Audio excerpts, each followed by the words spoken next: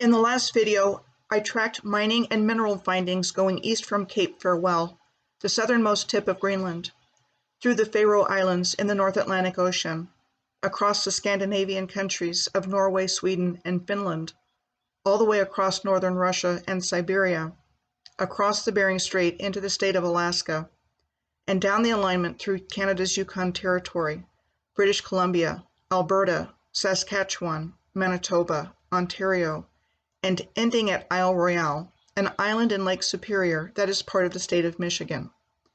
This is the last part of this series. My name is Michelle Gibson. I am picking up the alignment in Sudbury, officially Greater Sudbury, the largest city in northern Ontario, a geographic and administrative region of Ontario, but it is administered as a unitary authority and not part of any district, country, or regional municipality. We are told the Sudbury region was inhabited by the Ojibwe, an Anishinaabe people of the Algonquin group, for like 9,000 years. We are told a large tract of land, including what is now Sudbury, was signed over to the British Crown in 1850 by the local chiefs as part of the Robinson-Huron Treaty. In return, the Crown pledged to pay an annuity to these First Nations people, originally set at $1.60 per treaty member, and it was last increased to $4 in 1874, where it is fixed to this day. Reservations were also established as a result of this treaty. Here is an example of the ancient indigenous inhabitants having their land taken from them and getting very little in return in what is clearly a rigged exchange. We are told nickel and copper ore were discovered in Sudbury in 1883, the same year as its founding, during the construction of the Transcontinental Railway. The Jesuits arrived here in 1883, the same year the railroad was coming through, and established the Saint-Anne-des-Pins mission. The Murray mine, where there was a high concentration of nickel-copper ore, was said to have been the first mine established in 1883, apparently discovered by a blacksmith in the railway construction gang. Just want to note there is a subtlety of language here in the historical record, in that it said the mine was discovered, sounding like the physical infrastructure of it, not that the blacksmith discovered the ore, then the mine came along. It was mined during different periods of time between 1883 and 1971. The people who live in Greater Sudbury live in an urban core, with many smaller communities scattered around 330 lakes, and among rock hills said to have been blackened by the historical smelting that took place here. In its history, Sudbury has been a major world leader in nickel mining. Mining and mining-related industries dominated the economy here for much of the 20th century and has expanded to emerge as the major retail, economic, health, and educational center for northeastern Ontario. The Lake Superior Provincial Park is northwest of Sudbury and one of the largest provincial parks in Ontario. On the left is a photo of Catherine Cove at Lake Superior Provincial Park, compared for similarity of appearance with Lake Arcadia in Edmond, Oklahoma, in the middle, and the Gulf of Bothnia on the right, found in the third part of this series between Sweden and Finland. The stone steps and walls pictured here are also at Lake Superior Provincial Park. Not too far from the northern end of Lake Superior Provincial Park and the township of Wawa, there are numerous mining concerns, including gold, and historical mining for iron ore at the defunct Helen Mine and Magpie Mine. Starting in 1900, the Helen Mine was owned and mined by Francis Clergue, an American businessman who became the leading industrialist of Sault Ste. Marie, Ontario, was said to have been responsible for the building of the Algoma Central Railway, which was chartered in 1899, and starting in 1902 was said to have built a large refinery and steel mill in Sault Ste. Marie, where the ore was shipped after it opened in 1904.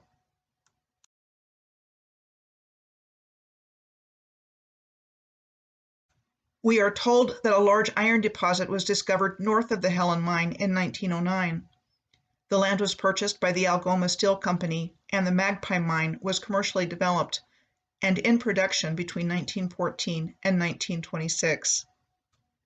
Ottawa, the capital city of Canada, is on the south bank of the Ottawa River on Ontario's border with Quebec, with Gatineau on the other side of the river in Quebec.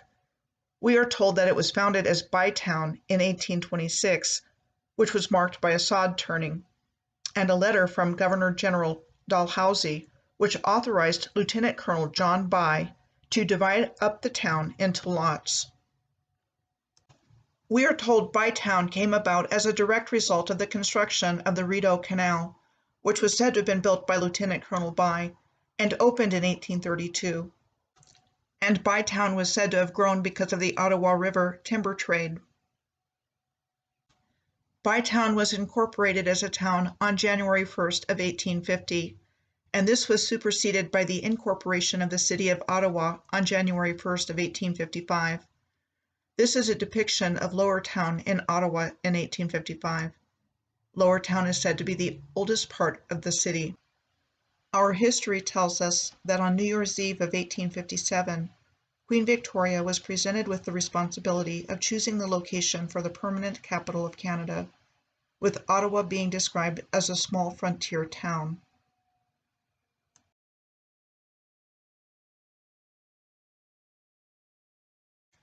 The Parliament buildings were said to have been constructed between 1859 and 1866 in an architectural style called Gothic Revival. This is a view of Parliament Hill from the Rideau Canal. Does it make sense, according to the history we have been taught, that we could have been building on this massive and sophisticated scale in the time period between 1826 and 1866? We are told the first gold was discovered at El Dorado in 1866, southwest of Ottawa. That year, we are told that prospector Marcus Powell was in a 15-foot or 5-meter deep hole on a hill, whacking away at a seam of copper with a pickaxe and shovel when he broke into a cave. Years later, he described the cave as being 12 feet long, 6 feet wide, and 6 feet high, or 4 meters long, 2 meters wide, and 2 meters high. Sounds more like a rectangular room to me. The rush was on when he said the largest nugget was the size of a butternut, and the cave walls as dripping with golden leaves. Pictured here is a wall at the Rosia Montana gold mines in western Transylvania, in Romania, located in a region known as the Golden Quadrilateral. A quadrilateral is a geometric four-sided figure. Next, we come to Burlington, the largest city in the state of Vermont, and located 45 miles or 72 kilometers south of Vermont's border with the Canadian province of Quebec. We are told the town's position on Lake Champlain helped it develop into a port of entry and center for trade. After the completion of the Champlain Canal in 1823, which connects Lake Champlain with the Hudson River system, New York's Erie Canal in 1825, and the Chambly Canal along the Richelieu River in Quebec in 1843, part of a waterway that connects the St. Lawrence River with the Hudson River in New York. Steamboats connected freight and passengers with the Rutland and Burlington Railroad, which was chartered to build in 1843.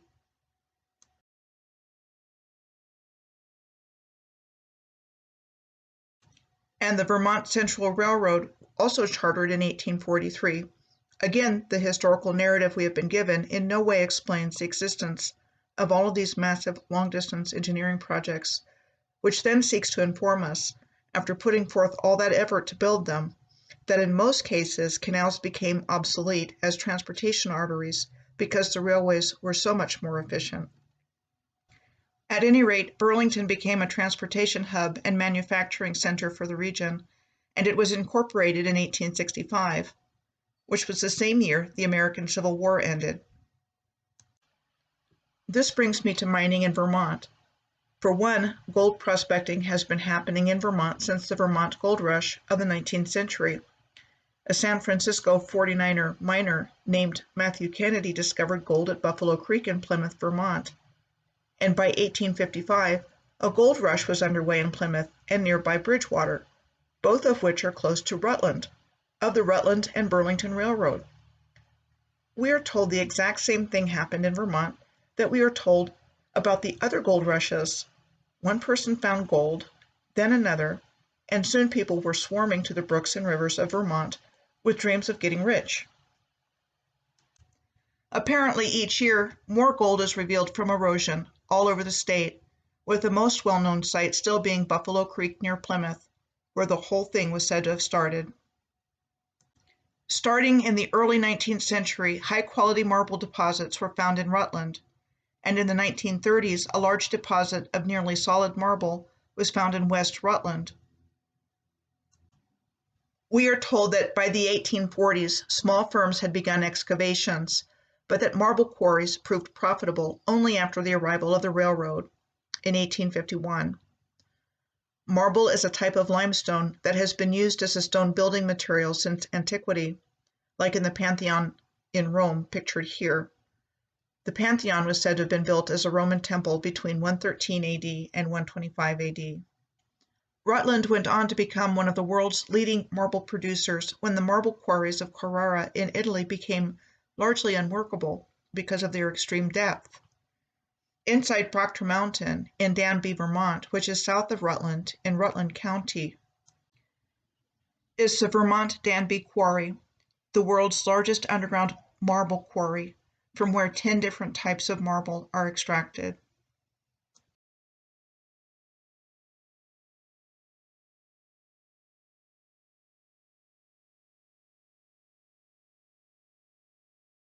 Why is it that marble quarries look like the huge stone blocks were pre-cut like a long time ago? This is what the Vermont Danby Quarry looks like on the top left. Other examples are the marble quarries of Carrara in Italy on the top right, this marble quarry in Afyon, Turkey on the bottom left, and on the bottom right, this one in Victoria, Brazil. Could so-called marble quarries actually be ancient marble infrastructure, like this megalithic masonry wall in Norba, Italy? Dorset Mountain is part of the Taconic Mountains, a major range of peaks running along the eastern border of New York State, northwest Connecticut, western Massachusetts, and north to central western Vermont. These are pictures of the Taconic Ramble State Park.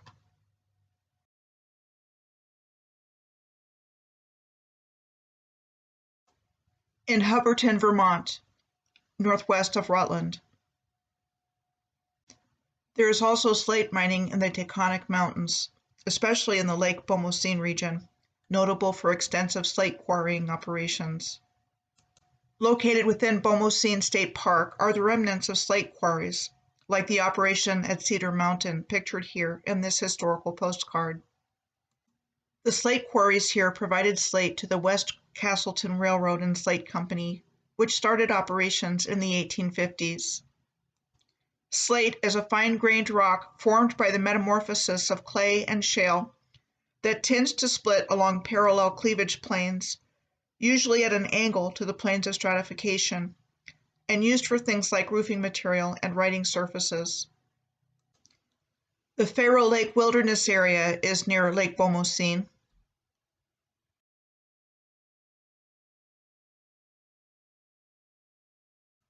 This is the Rock Pond Mine at Faroe Lake, at some point in time a graphite mine. Graphite is a crystalline form of the element carbon, with the atoms arranged in a hexagonal structure.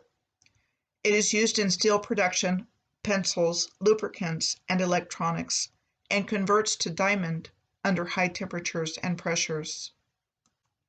Montpelier, the capital of Vermont, is next on the alignment. It is the least populous state capital in the United States. The city center of Montpelier is described as being in a flat clay zone, surrounded by hills and granite ledges, with the Winooski River flowing along the south edge of downtown Montpelier. Here are the Winooski River houses in Montpelier, built right on top of old stone masonry. Montpelier was incorporated as a village in 1818, and the town developed into a center for manufacturing, especially after the Central Vermont Railway opened in Montpelier on June 20th of 1849. We are told the layout of the main streets paralleling the rivers was in place by 1858, and that the downtown street pattern has changed very little since that time. In Graniteville, southeast of Montpelier, we find the Rock of Ages quarry, with the same big blocks of stone going on. It is the world's largest deep-hole dimension granite quarry and provides memorials of all kinds, as well as granite for precision machine bases.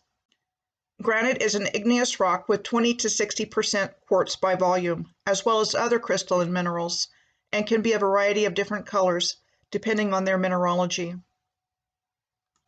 Like marble, granite has been used as a stone building material since antiquity. The famous aqueduct of Segovia in Spain was made from granite. In 1992, the Vermont State Legislature named 3 state rocks: granite, marble, and slate. Besides the massive stone quarry industry, there are 266 mines of different types listed in Vermont. The next place we come to on the alignment is Haverhill in New Hampshire, and the county seat of Grafton County. It includes the villages of Woodsville, Pike, and North Haverhill, Haverhill Corner, and the district of Mountain Lakes. It was said to have been incorporated in 1763, and that by 1859 had 2,405 inhabitants, and 3 grist mills, 12 sawmills, a paper mill, a large tannery, a carriage manufacturer, an iron foundry, 7 shoe factories, a printing office, and several mechanic shops. Here is an historic depiction of Woodsville and Haverhill. And as well, Woodsville was once an important railroad center. A railway supply enterprise was said to have been developed there by sawmill operator John Woods after the establishment of the Boston, Concord, and Montreal Railroad, which was said to have opened in Woodsville in 1853, and was where the railroad established its division offices and a branch repair shop. Haverhill is the location of the Bedell Bridge State Historic Site, which is the location of the second longest covered bridge in the country, and which was unfortunately, we are told, destroyed by wind in 1979. And all that remains are the stone piers of the bridge and the Connecticut River. There are 76 mines in Grafton County out of the 260 listed for New Hampshire as a whole. Most of the gold-bearing water in New Hampshire is found in the northern and western parts of the state, although scattered gold deposits have been found across the state in limited quantities. As a matter of fact, gold fever never really took off here after a gold rush in the 1860s, because the discoveries here paled in comparison to all of the other gold rush places. New Hampshire is known, however, as a fantastic state for rock hounds, with an abundance of valuable gems and minerals, including but not limited to amethyst, aquamarine, and the state gemstone, smoky quartz. Next we come to Portland, the largest city in the state of Maine, and the seat of Cumberland County. It is the largest metropolitan area in northern New England, with the Greater Portland metro area having over 500,000 people, which is 1/3 of Maine's total population. The Port of Portland is the largest tonnage seaport in New England. The Old Port is a district of Portland known for its cobblestone streets, 19th century brick buildings, and its fishing piers. So when did Portland first come into being? Well, we are told there was an attempt to establish a colony there in 1623 by English naval captain, writer, and explorer Christopher Levitt, when he was granted 6,000 acres, or 2,400 hectares, to establish a settlement at what was known as Casco Bay. He was said to have built a stone house, left a company of 10 men, and departed for England to write a book in order to bolster the settlement. But the settlement failed within a year, and the fate of the men unknown.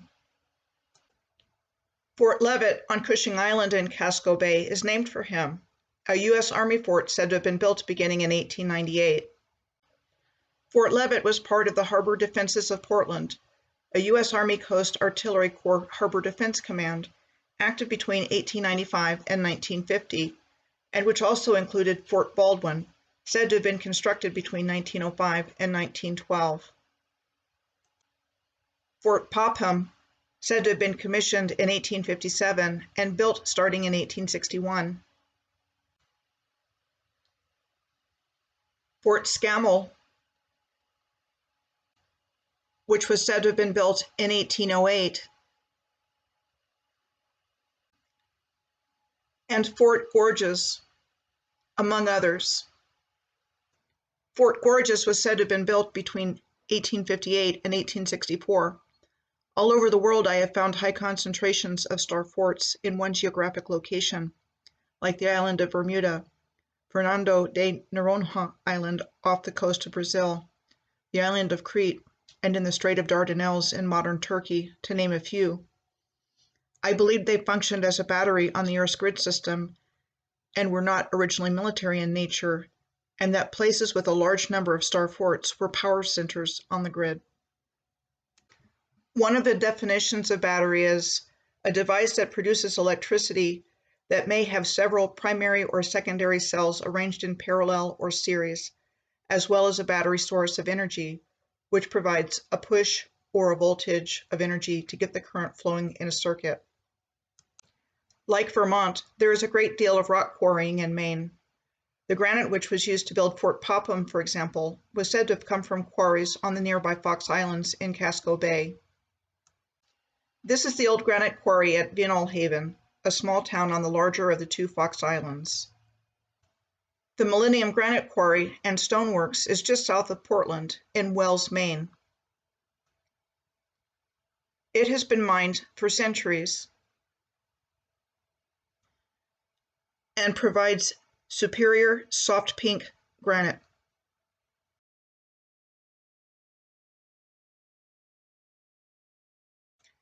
The first commercial gemstone mine was discovered in 1821 near Paris, Maine, when two young men found tourmalines that were lying on the ground, and then later in the same year, gem-quality red and green tourmalines were found in a nearby rock ledge.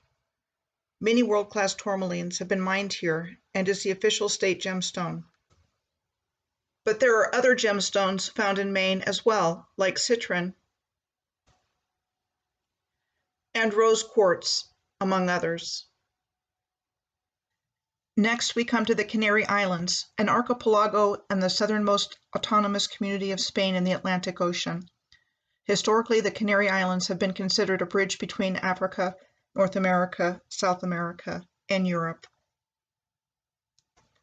Mount Teide, a volcano on the island of Tenerife, is the highest point in Spain and the highest point above sea level in the islands of the Atlantic. Teide Observatory, a major international astronomical observatory, is located on the slopes of the mountain. Although the peak of Teide seems to not have a completely regular shape, this is the projection of its shadow. With regards to mining and mineral occurrences on the Canary Islands, this is what I found. On the island of La Gomera in the Valle Gran Rey, a place where this interesting terracing is going on, there was a gold mine in a mountain being worked secretly,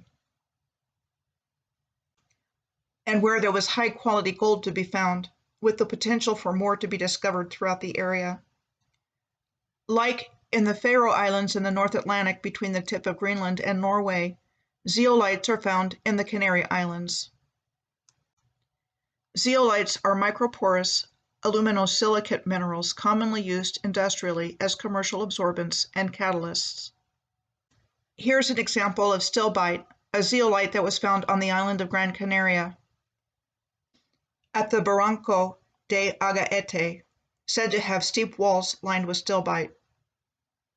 The Canary Islands are said to be of volcanic origin and have been visited by researchers from the very beginning of the 19th century, including Alexander von Humboldt in 1799, a Prussian naturalist and explorer, who was said to have climbed the Teide volcano before heading off to study Venezuela. And in 1815, the German geologist and paleontologist Leopold von Buch visited the Canary Islands, where he primarily studied the production and activities of volcanoes. He studied with Alexander von Humboldt at the Freiburg School of Mining and is considered a founder of modern geology. I will do a future video on the scientific explorations of the 19th century and my thoughts on the role they might have played in the formation of a new historical narrative after the occurrence of what I believe was a worldwide mud flood that wiped out the Earth's original highly advanced civilization. The next place on the alignment we come to is La Una, the capital of Western Sahara. Western Sahara is a disputed territory and classified as a non-self-governing territory by the United Nations. It is claimed by, and de facto administered by, Morocco, in ongoing dispute with the native inhabitants, the Sahrawis, who want self-governance.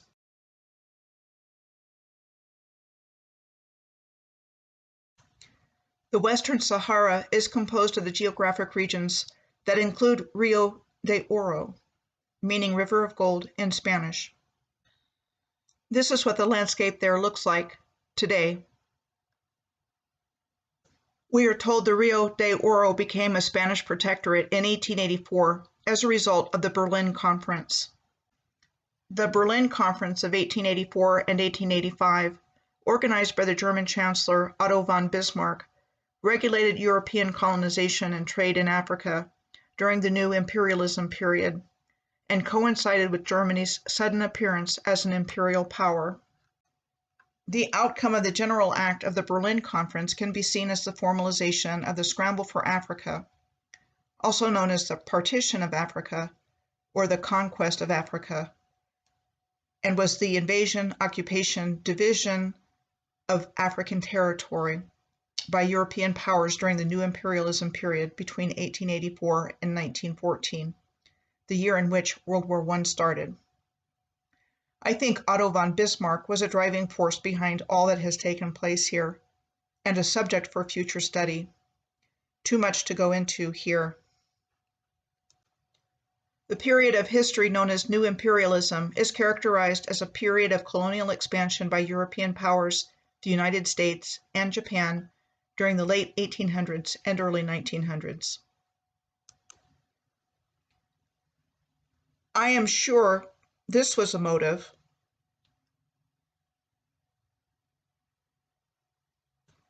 But there was also a rich and proud heritage of Africa and its people that has been removed from the collective awareness and replaced with something really different from what it was originally. You can look online to find out about Mansa Musa, the king of Mali between 1312 and 1337, but has the general population ever heard of him? Mansa Musa was one of the richest men in world history, if not the richest. One of his titles was Lord of the Mines of Wangara. During his reign, Mali might have been the largest producer of gold in the world. Does this immense wealth fit the historical narrative we have been given about this part of the world? At any rate, La Une is said to have been founded in 1938 and is a hub for phosphate mining in the region. Vast phosphate deposits are mined at Bou Craa, southeast of La Une, where abundant pure phosphate deposits lie near the surface. It produces about 2.5 million tons of phosphates every year. Aided by the longest conveyor belt in the world, which travels 61 miles or 98 kilometers. Phosphates are shipped from Bucra to Layune.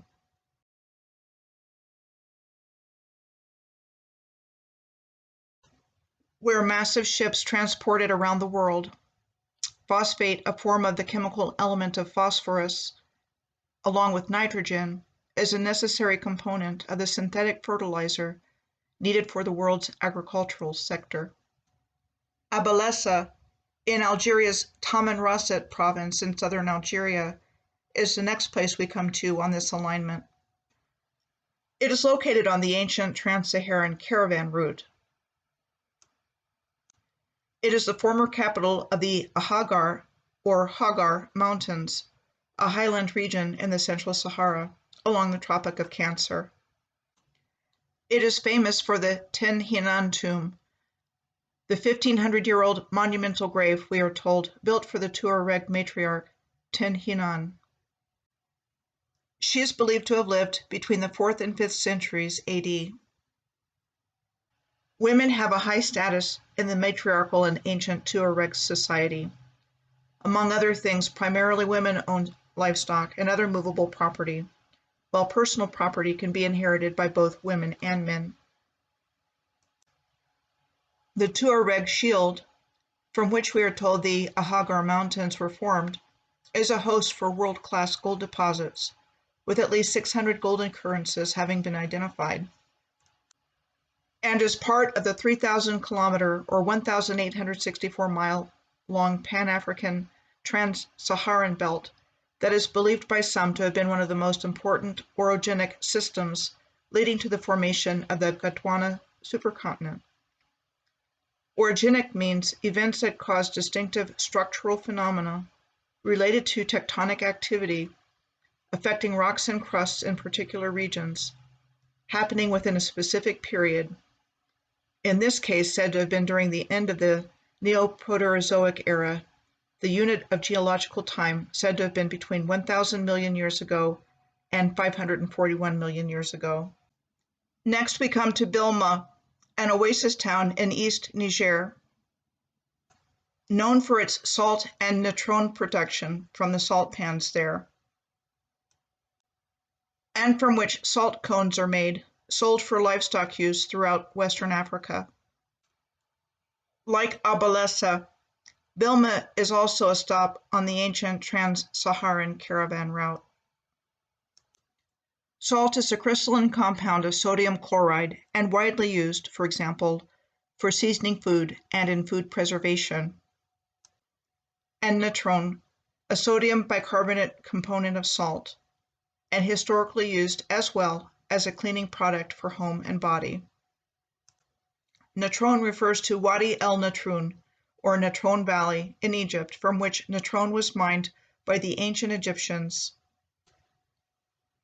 for the burial rites of mummification.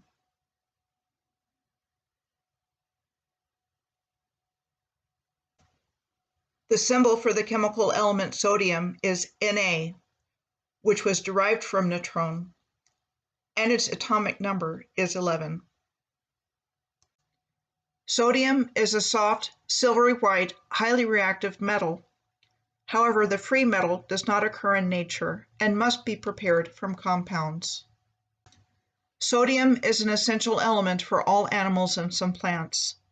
By means of the sodium-potassium pump, living human cells, for example, pump 3 sodium ions out of the cell in exchange for 2 potassium ions pumped in.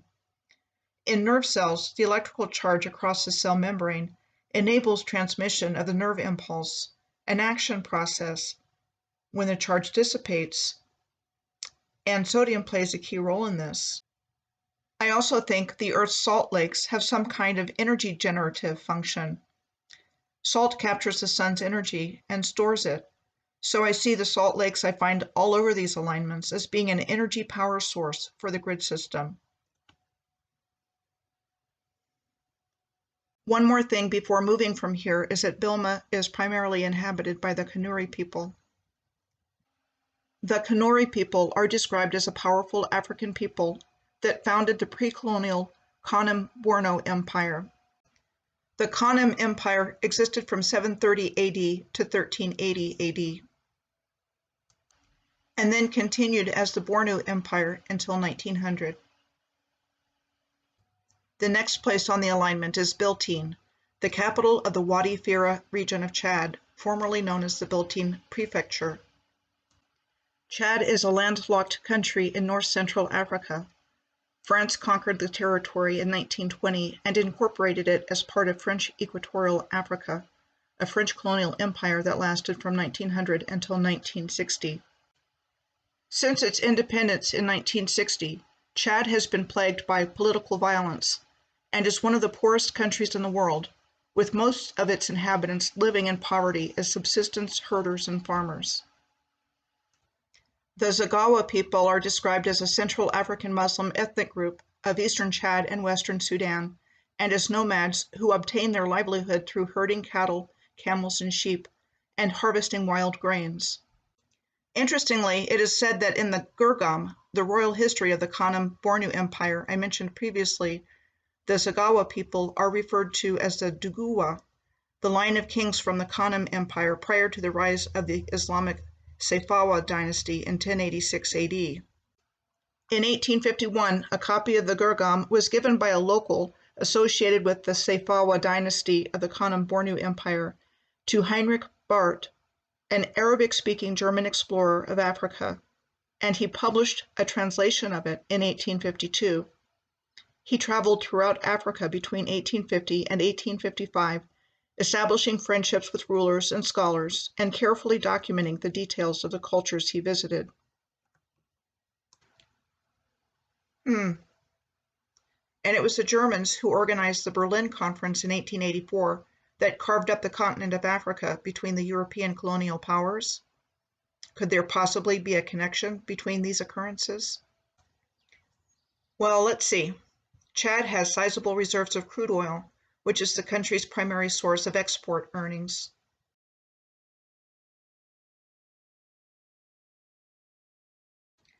Also, the Wadi Fira region, of which Biltine is the capital, is reported to have large deposits of gold-bearing quartz, as well as deposits of natron, uranium, silver, and diamonds. Most of the mining in Chad is small-scale due to the lack of foreign investment because of political and cultural instability. The next place we come to on the alignment is El Obeid, the capital of the state of North Kordofan in Sudan. El Obeid is a terminus of Sudan Railways. Sudan has 2,935 miles, or 4,725 kilometers, of narrow-gauge, single-track railways that serve the northern and central part of the country, with construction of the railroad said to have first started in 1878. There is an oil refinery in El Obeid that is part of Sudan's oil industry. As of 2016, Sudan held 5 billion barrels of proven oil reserves, ranking 23rd in the world. Also, there are more than 40,000 gold mining sites and about 60 gold processing companies operating in Sudan. It looks like Sudan's resources have been developed in a way that Chad's has not, in spite of both countries having the same issue of political and cultural instability since independence for Sudan from Britain in 1956. Sudan was the historical location of the Kingdom of Kush, with its capital being Meroe, situated on the east bank of the Nile River in Sudan. Now we come to Gondar, a city and district in Ethiopia. It previously served as the capital of the Ethiopian Empire and holds the remains of numerous royal castles, including those of the Fazl Gebi, the home of the Ethiopian emperors. The Solomonic dynasty, also known as the House of Solomon, is the former ruling dynasty of the Ethiopian Empire. Its members were lineal descendants of King Solomon and the Queen of Sheba through their son Menelik I, the first emperor of Ethiopia. Haile Selassie was the last emperor of Ethiopia from 1930 to 1974, at which time he was deposed in a coup, and a one-party communist state was established in Ethiopia in March of 1975. Ethiopia became a federal democratic republic in 1991. Ethiopia uses the ancient Ge'ez script, one of the oldest alphabets still in use in the world, and when I saw the script pictured here, it immediately brought to mind a few others. This is Ge'ez script on the top left, compared with the Armenian alphabet on the top right, Norse runes on the bottom left, and Vril on the bottom right.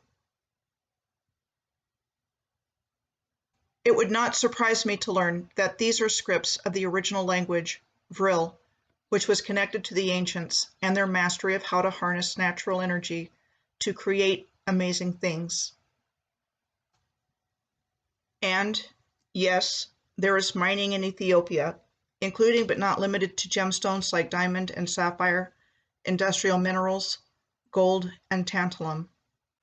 Tantalum is a chemical element with a symbol Ta and atomic number of 73.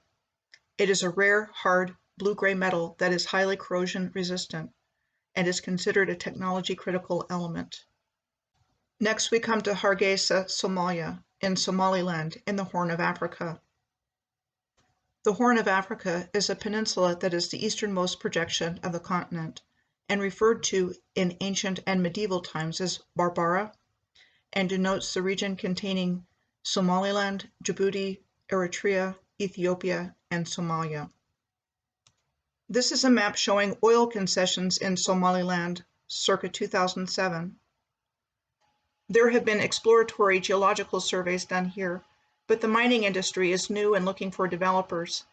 Around Hargeisa, the mineral resources include sodium, copper, tin, and gypsum. Gypsum is a soft sulfate mineral and is the main constituent of many forms of plaster, drywall, and blackboard chalk, but has many other uses as well. The last place I want to look at on this alignment are the Maldives, an island republic in the Indian Ocean, southwest of the Indian subcontinent. Now, at first glance, you wouldn't associate mining with a place that looks like this. This is the capital of the island nation of the Maldives, Male, on Male Atoll. I knew what it looked like from prior research through Male, so I was prepared to not find any mining here. But I did find mining activity. Coral mining.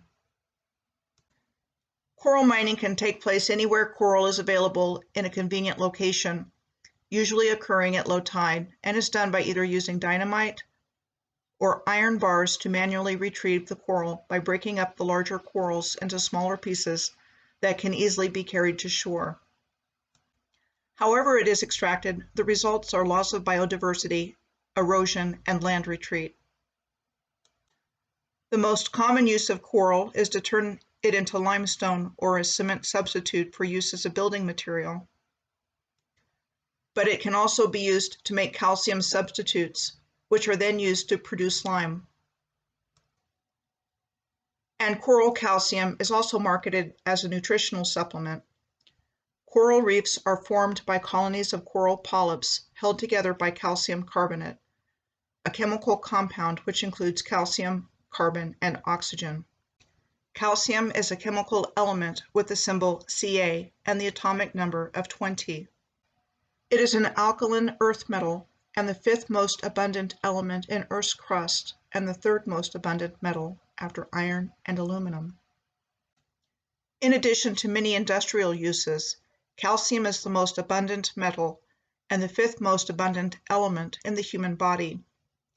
I could continue on looking into places on this alignment, but I'm going to stop here because I have more than made my point about the correlation of mining and minerals on this long-distance alignment, along which I have found something related at every data point that I had on my spreadsheet.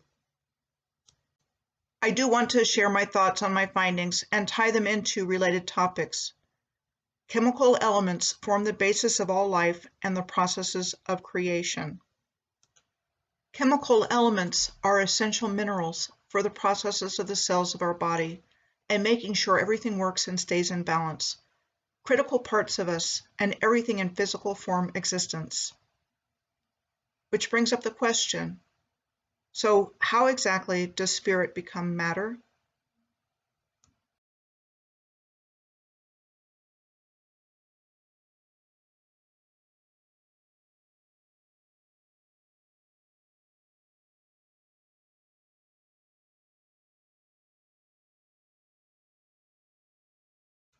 Chemistry is currently defined as the branch of science that deals with the identification of the substances of which matter is composed, the investigation of their properties, and the ways in which they interact, combine, and change, and the use of these processes to form new substances. Alchemy is currently defined as the medieval forerunner of chemistry, based on the supposed transformation of matter, and concerned particularly with converting base metals into gold. Alchem was the ancient name of Egypt. What if Egypt means much more than what we have come to know as one geographical location on the earth? Just leaving this concept I found in my research here for consideration as a possibility as well. Someone left a comment requesting that I look into monoatomic gold and red mercury. This is a good place for it. Monoatomic gold is known to strengthen one's immune system through the boosting of red blood cells and an overall vast increase to the speed of cell regeneration. It is a superconductor, and when ingested into the body, it influences cellular structure to become superconductive as well. In looking up red mercury, I came across cinnabar.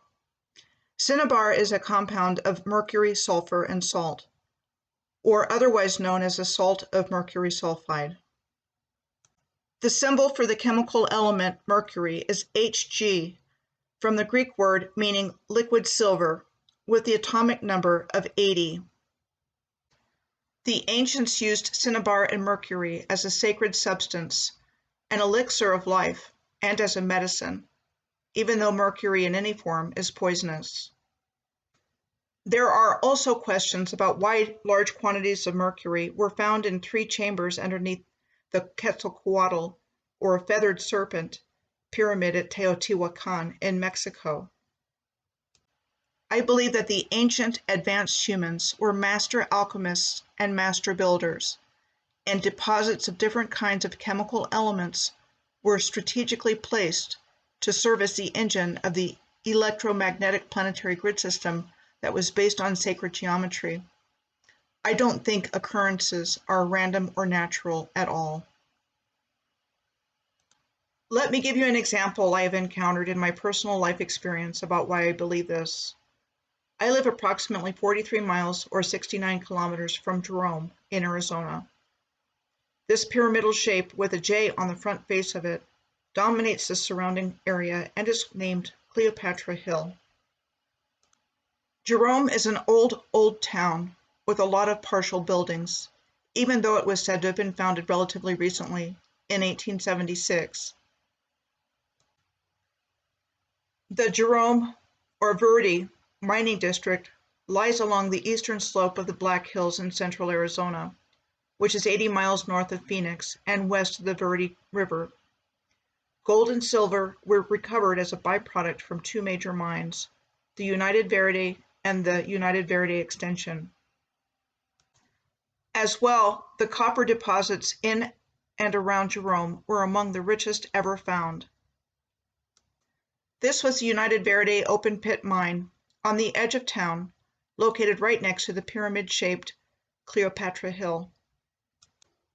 To demonstrate that Cleopatra Hill could be in actuality a man-made pyramid, here is the example of the pyramid complex at Visoko in Bosnia before excavation and after excavation, like these pictures of the Bosnian pyramid of the moon.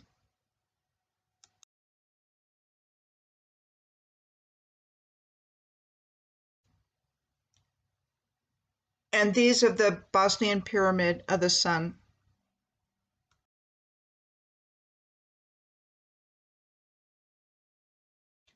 I have been referring to the periodic table of the elements that I remember learning about in high school through this video series, the current form of which was first published in 1923 and circulated to schools at that time. I didn't know about the Russell periodic chart of the elements, published in 1926, until some people left comments after I published the first part of this series. In this periodic chart, elements are standing waves over a period of time. The concept that it is based on is that time is continuously being formed by the spontaneous absorption and emission of electromagnetic radiation, or EMR, forming a universal process of spherical symmetry, forming spiral patterns, with each element of the periodic table having a set position, forming the curvature of these spirals. Periodic chart elements are standing waves over a period of time, and are organized in octaves. Several years ago, I read a book by Greg Braden entitled The God Code. I read it a few years before I really started to wake up to the information I am sharing in my videos. He was definitely a guide on my journey. On the book's back cover, he writes, "A coded message has been found within the molecules of life, deep within the DNA in each cell of our bodies.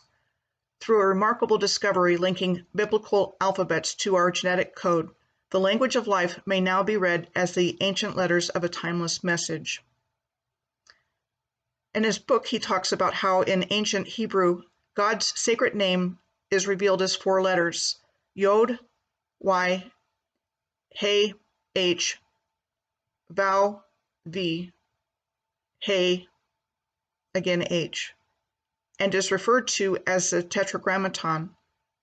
What Greg Braden found, preserved through his deep study of ancient records, were instructions that allows us to substitute the elements that form our DNA with the letters of the Hebrew alphabet, and in so doing, we are able to translate the language of life and read a message. All life is formed as combinations of 4 DNA bases: adenine, A, thymine, T, guanine, G, and cytosine, C, which arrange themselves into precise pairs of G and C and A and T to produce the blueprint of life. Each letter of the Hebrew alphabet is linked with a very specific number value. The study of these relationships is known as gematria. He explains that the key to translating the code of DNA into a meaningful language is to apply the discovery that converts elements to letters. Based upon their matching values, hydrogen becomes the Hebrew letter Yod, nitrogen becomes the letter He, oxygen becomes the letter Vau, and carbon becomes the letter Gimel. He further explains that by substituting modern elements for the ancient letters, although we share the first 3 letters of our Creator's name, the 4th letter of our chemical name, carbon, sets us apart from God and makes us real in our world. He says as YH forms 1/2 of God's name and the name coded into our cells, that by substituting these words into our genetic code, we are now able to illustrate how the literal name of God forms the message God eternal within the body in our DNA. I had more related ideas written down that I wanted to bring up, however, I will conclude here. Through traveling this long-distance alignment, I am seeing a hidden pattern of widespread environmental and in many places cultural devastation around mining activity, with little or no accountability on the part of the mining companies for the damage they cause to the environment and the local communities. They provide jobs in many cases for only a short time and then leave the people with nothing. And the people that have nothing destroy their environment to get the little bit they can mine to sell in order to make some money. The ancient ones mined, but they mined for what they needed and not for profit, and not until mineral resources were completely depleted. There were many things I was not aware of before I started doing the research for this series, and I see this subject as an important one for people to be aware of what has been going on here. Those responsible for wiping out the memory of the original advanced human civilization knew about the Earth's grid system and capitalized on it, at the same time removing the existence of this civilization and grid system from collective awareness. This is a picture of the Chicago World Fair in 1893. In my next video, I'm going to be focusing on pulling what is in the written historical record that explains how the so-called European powers took over the ancient empires of Earth via things like wars, treaties, trading companies, colonization, and place name changes.